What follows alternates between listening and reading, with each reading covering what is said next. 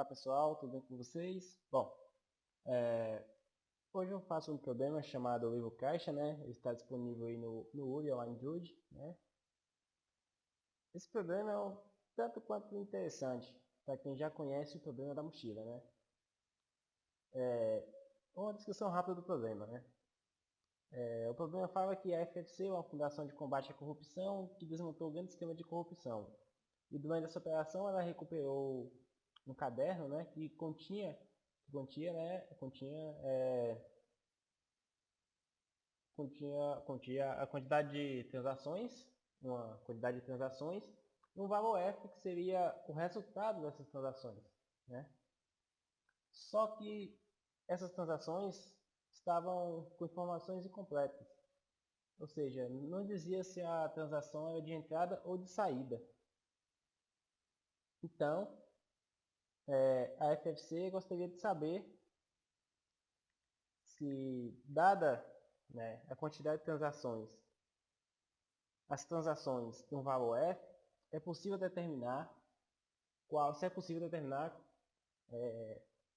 de que se trata cada transação. Se é do tipo de entrada ou de saída, pois se trata de um problema de fluxo de caixa, né? É aí que entra o fato interessante. Se você analisar bem de perto, isso é o problema da mochila, porque ele te dá um valor F, que seria o valor que você quer atingir, e ao invés de você conseguir o máximo, ele quer saber se você consegue, dado aqueles valores, que seria as transações, valores das transações, se você, com um conjunto de operações de adição ou subtração, você consegue atingir esse valor F. Então, esses conjuntos de operações ou adição ou subtração seria o pegar ou não pegar na mochila, falando a grosso modo, né? Isso é o meu ponto de vista, né? Então aí nós temos aqui quatro possíveis. Para cada caixa de teste nós temos aí as possibilidades, né?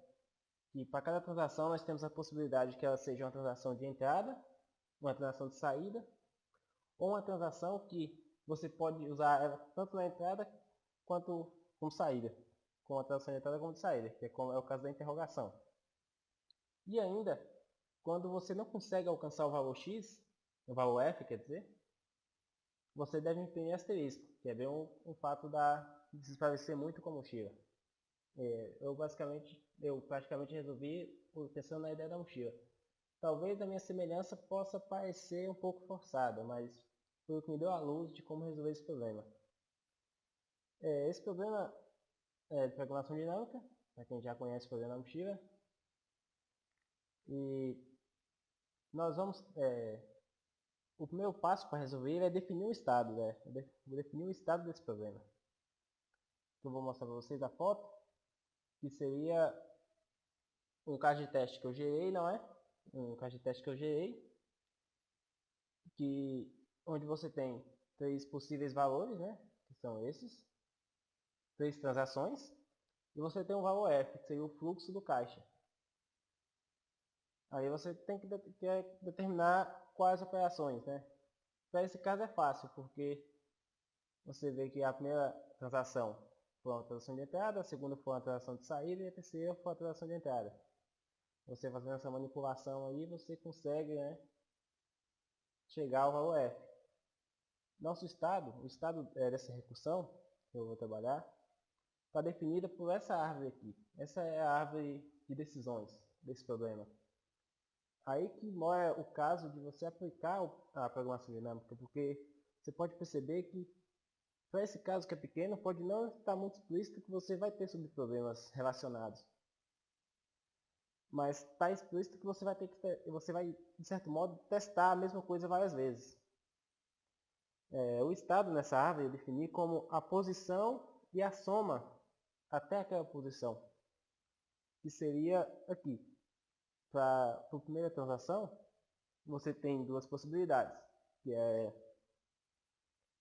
setar ela como uma transação de saída, ou então setar ela como uma transação de entrada. e você recai em outro subproblema, em um subproblema com a transação 1 setada como transação de saída. E você cai no subproblema por 2, onde você tem as mesmas duas possibilidades. Setar ela como a posição como uma transação de saída ou uma transação de entrada. Perceba que para cada transação você tem essas possibilidades. E que a altura disso, por pior caso, pode ser muito grande. Então, se você testar de força bruta, tentar resolver de força bruta, não passa no tempo. É aí que você aplica a técnica de programação dinâmica, a memorização. É de você reaproveitar a resposta, definindo aí o estado, né? A sua memorização. No meu caso, eu trabalhei com a memorização desse problema baseado na posição e na soma. Porque o que importa é a posição e a soma. Nada mais importa para esse problema, a não ser isso. E se você perceber, aqui nós temos aqui o caminho que representa a solução. A posição inicial e que a soma foi 1. A posição 2 seria a segunda transação, em que a soma foi menos 1. E a posição 3, em que a soma foi mais 3. A soma não, perdão. O estado, né? O estado da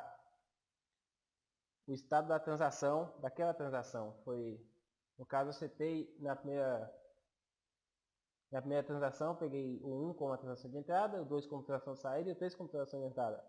E a cada estado eu fazia a soma dessas transações, né? Até chegar ao valor F, que era o valor, que é o valor resposta.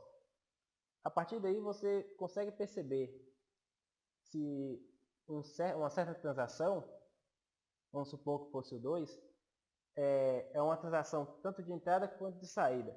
Como é que você faz para perceber isso? Bom, um outro caso de teste, por exemplo, poderia ser que eu pegando o 2 como uma transação de saída e o 2 como transação de entrada, os dois resultados finais aqui fossem exatamente 2. Ou seja, então, eu pegar o 2 como uma transação de entrada ou como transação de saída, vai me levar ao mesmo resultado. Então, significa que o 2 não é possível determinar o valor do 2.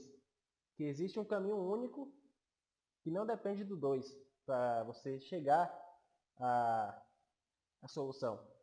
Foi a partir daí que você acha como responder, como tratar o caso em que você deve imprimir a interrogação. Para você imprimir o sinal de positivo, que seria o sinal de entrada, só você ver no caminho qual foi o positivo. No caso, no estado da primeira transação, ela foi positiva, então ela foi uma transação de entrada. O 2 foi a transação de saída, o 2 foi a transação de saída e o 3 foi a transação de entrada. Agora vamos para o código. Também esqueci de falar que ainda tem o caso de quando você não consegue atingir o valor F. Quando você não consegue atingir o valor F, você deve retornar, né, falso. Por quê? Porque se você não determinou o valor F, não conseguiu atingir o valor F, significa que você não consegue determinar nenhuma transação. Ou seja, aquela transação não está correta. Ou então o valor F não é o F correto. O problema me deixa muito claro qual das duas situações é.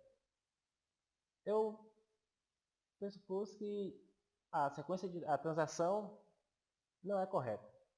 É o caso que você vai imprimir o asterisco. Então, foi a partir daí que eu consegui resolver o problema. Agora vamos para o código. Talvez com o código nós conseguimos elucidar melhor.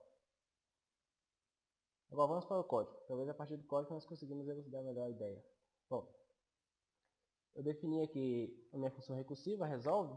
Como eu tinha definido, eu vou usar a minha assinatura da função resolve, será o índice, né? A posição atual, que eu vou chamar de, sei lá, ID. Será o ID da transação. E o índice soma. Sim, dá para armazenar no int porque são no máximo 40 transações e o valor F é até 16 mil. Cada transação vai até 1000, é o valor de cada transação até 1000, então dá para você armazenar em um inteiro. Tá, vamos aqui, o que nós precisamos aqui agora para definir, né? Se um valor, uma transação é verdadeira ou falsa. Do tipo entrada, saída ou de ambas. Bom, um vetor booleano, né? Seria positivo. Seria o tamanho máximo. Negativo. Isso aqui vai me servir para dizer se a transação é positiva ou negativa. Então vamos ter aqui duas possibilidades, né? Que é entrada e saída. Ambas com ação de falso, né?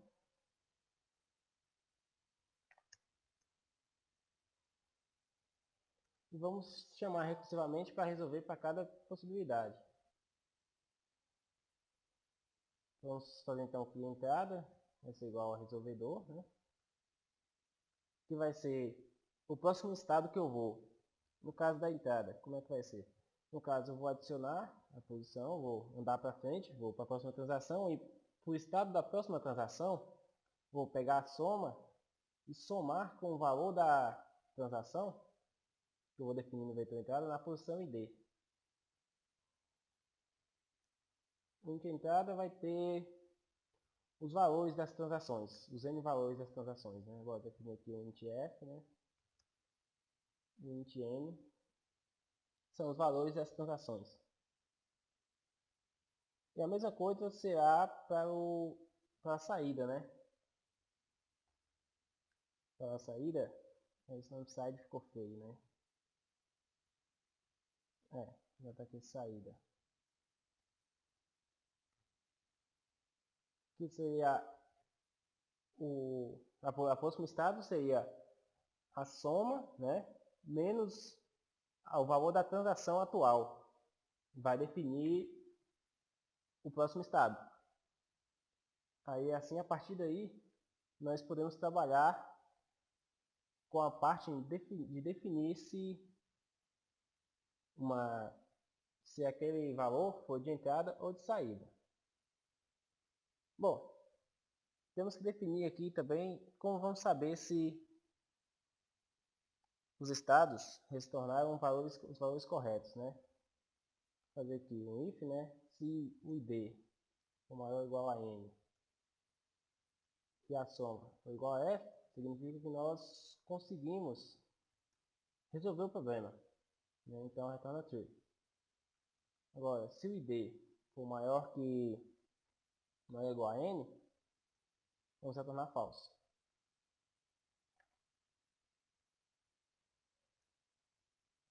Que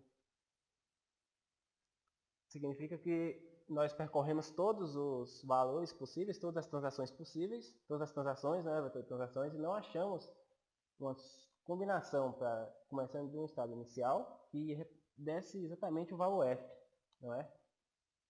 Tá. Aí a partir daí,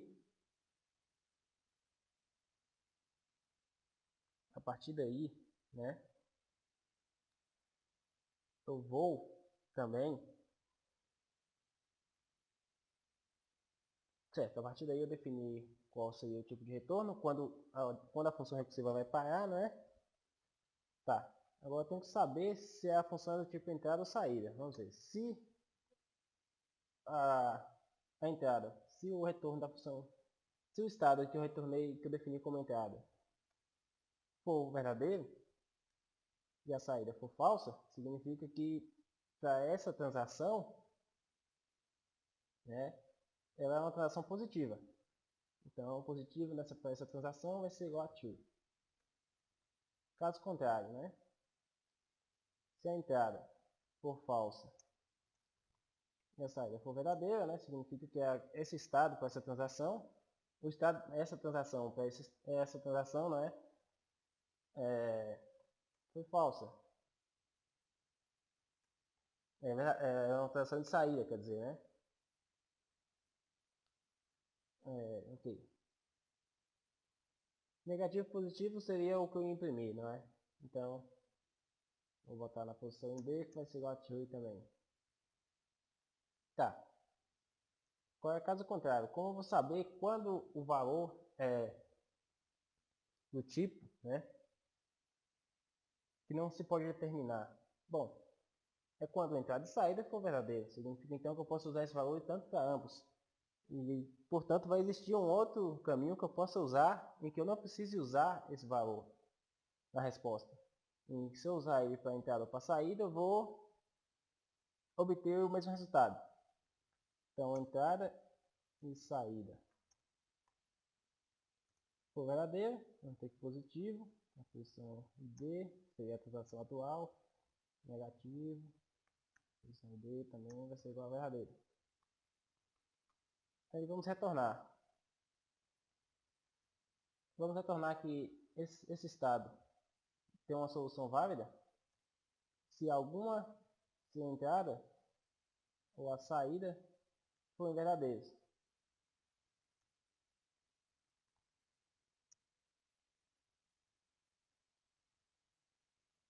Tá. Isso aqui é suficiente para resolver o problema. Essa função é suficiente para resolver o problema. Só que a quantidade de saídas, a quantidade de estados pode ser muito grande, né? Eu tenho duas saídas, a quantidade de estados pode ser muito grande, portanto não passa no tempo, porque vamos ter compartilhamento sobre problemas. Então nós temos que memorizar isso. A primeira podemos memorizar com matriz, só que não dá certo, porque a soma pode ser negativa. Então nós temos que usar um vetor, né, um mapa, para ser mais preciso, né? O mapa vai ser um par, né, de inteiros, e vai armazenar um booleano, que eu vou chamar de memo, né? Aí se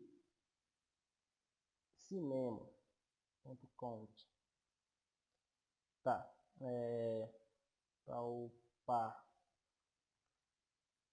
soma id foi diferente igual a zero, significa que eu já calculei, mesmo na posição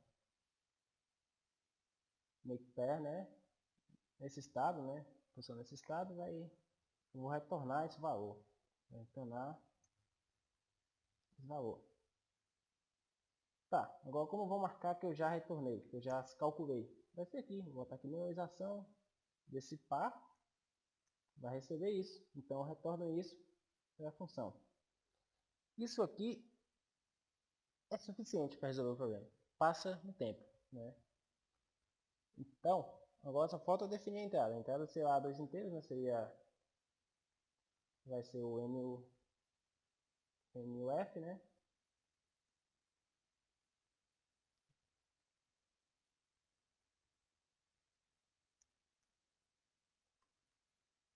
Enquanto o NUF for diferente de zero.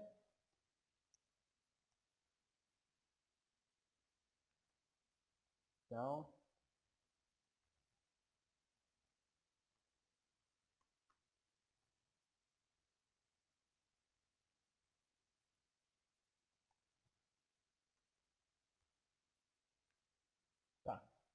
tá. Temos também que zerar o vetor, né? Temos que setar como falso o vetor de positivos e negativos, né? Que seria, vai definir o estado lá vai definir o valor, né?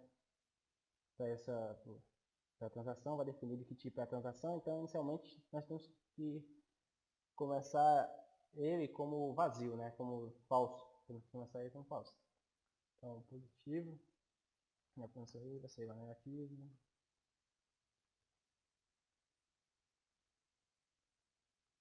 A posição aí igual a falso.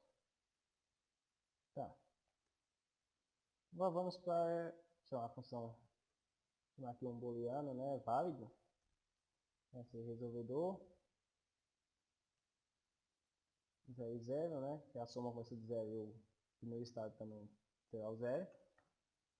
Será a primeira transação, quer dizer. Vou fazer aqui um for, aqui de 0 a n. E agora vamos imprimir a resposta, né?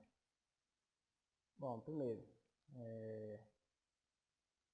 só vou imprimir a resposta se tiver uma solução válida. Caso contrário,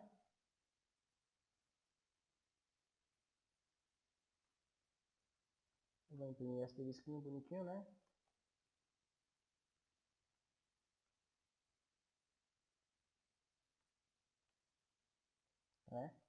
Tá, agora vamos aqui tratar se positivo a posição I e negativo a posição I, significa né, que não é possível determinar o tipo da transação, porque ela funciona para ambos os casos. Caso contrário, só o positivo, eu vou imprimir o mais. Caso contrário, vai ser uma transação de saída, né? Então eu vou imprimir o menos.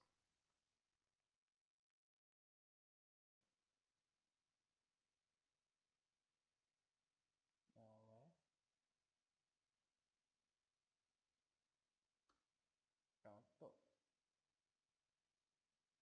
Então, mais o último caso, né?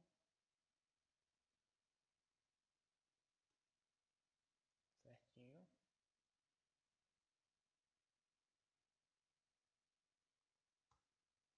Bom, então vamos submeter agora, né?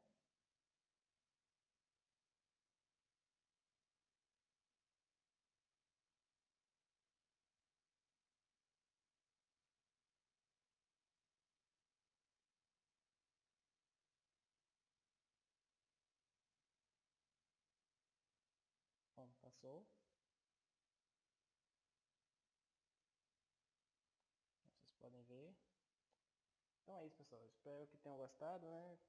Estou aberto a sugestões aí, caso alguém queira mandar alguma sugestão para mim sobre problemas ou como melhorar os vídeos. Esse foi só o primeiro, eu pretendo fazer mais vídeos, né? E conto com o apoio de vocês, porque o que eu mais gosto de fazer é programar. Então, se eu ver que o pessoal está gostando, eu vou me dedicar mais e tentar trazer um conteúdo mais interessante, mais conhecimento, mais problemas interessantes. Porque o meu foco é mais programar, mais ir para maratona, mais crescer, desenvolver meu conhecimento para maratona. Então é isso. Já, obrigado e até mais.